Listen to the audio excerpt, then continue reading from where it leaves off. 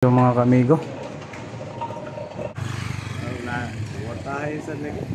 So ito mga kamigo, galing pa yan sa Antipolo papuntang Cebu. So lalagyan natin ng 360 camera. Mga kamigo, galing pa to sa Antipolo pauwing Cebu, papa-installan ng 360 camera.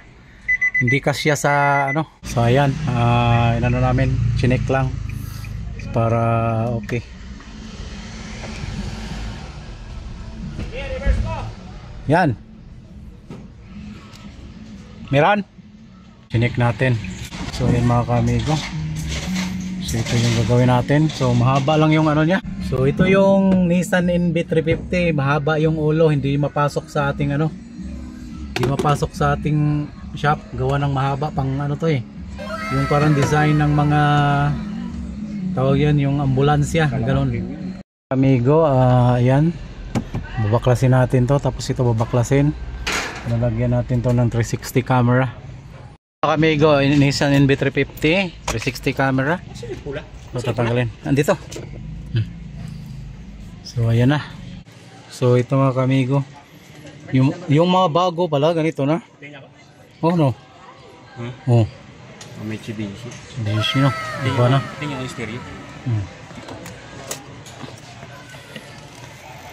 So ayan mga kamigo.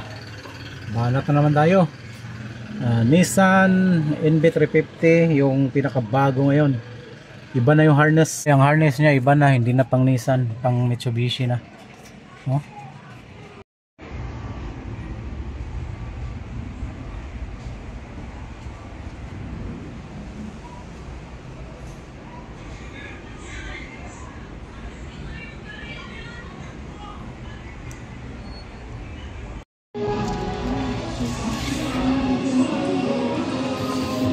We got me questioning.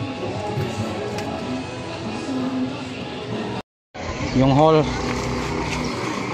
So ito mga kamigo, naglagay tayo ng ano sensor din. So while we fix the 360 camera, so meron ding sensor. Tapos mamaya maglalagay tayo doon ng tracker. Tara na mga kamigo, okay na. Konti na lang to. Gamay na lang kuha nga ni. Tingog ko ya. Makita ni nasa mga tropa. Asa ka na pabuhat na. Ayan mga kamigo. Okay, nalibrit na lang natin. Tapos nilagyan natin ng GPS tracker kanina. Tapos nilagyan din natin ng sensor sa likod. So ngayon okay na siya. So 360, tingnan natin yung 360 niya. Ang ganda oh.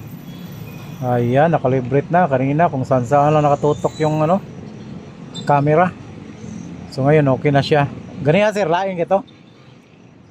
Porting bati ata na ganiha. Yan karon okay na kayo. Nahimutang na gyud. So ayan mga kamigo. So ito yung ano natin. Ayan, nagpo-floating. Mayroon tong music. Ayan.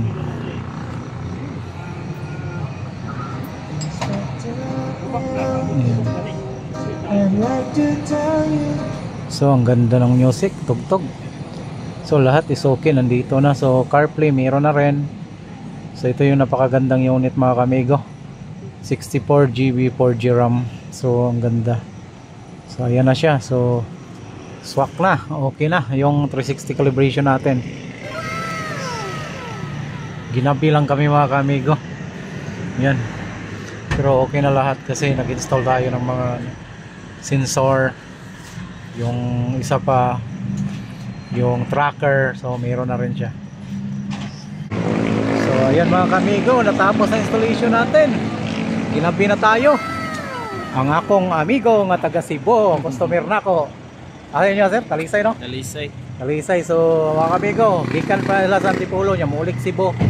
Nya nagpa-install sa mga 360 camera, sensor at saka ano, GPS tracker.